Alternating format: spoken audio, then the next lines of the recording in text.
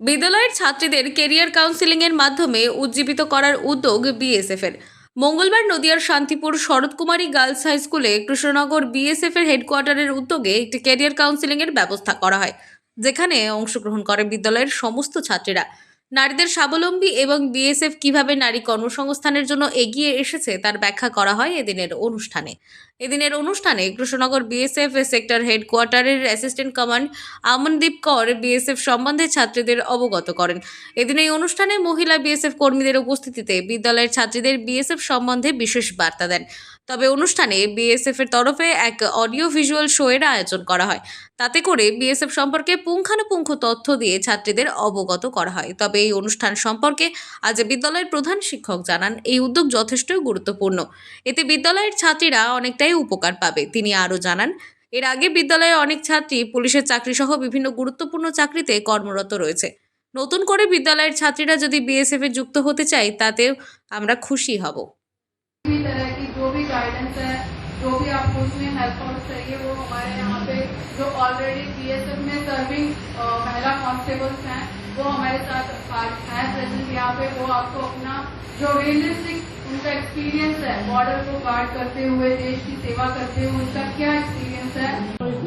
শরৎকুমারী বালিকা বিদ্যালয় অর্থাৎ উচ্চ বিদ্যালয় আজকে বিএসএফ এর পক্ষ থেকে যে ক্যাম্প আমাদের এনসিসি আছে বলে আগে জেনেছিলাম একটা কেরিয়ার কাউন্সিলিং হবে, কিন্তু এত বড় করে হবে আমি ইনফর্ম ছিলাম না। যাই হোক, হচ্ছে ভালো, মেয়েদের পক্ষে ভালো।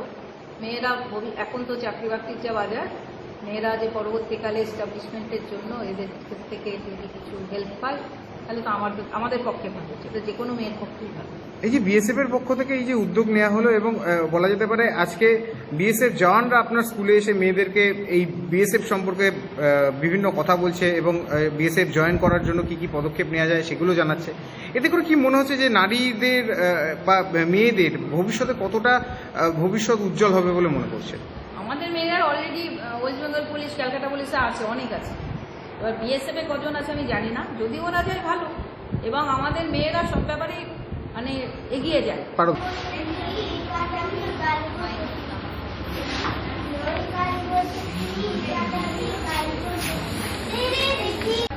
সামনে যেও না, সহযোগিতা করেছে, সেই জন্য সবাই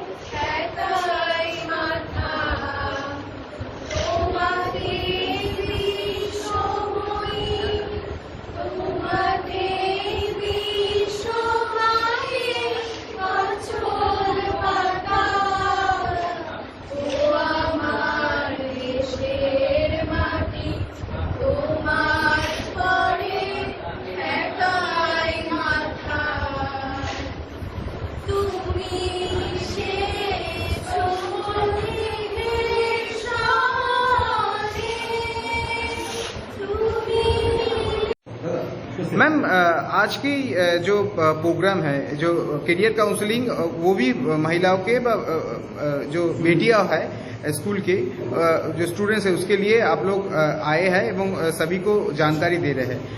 क्यों ये प्रोग्राम ऑर्गेनाइज करना पड़ा?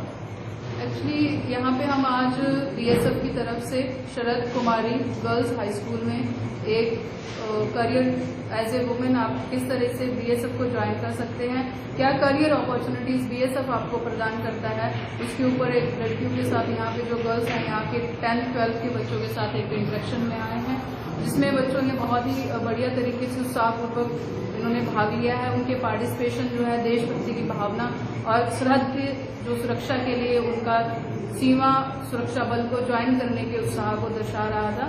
और নদিয়া থেকে মাধব দেবনাথের রিপোর্ট, আনন্দ বার্তা।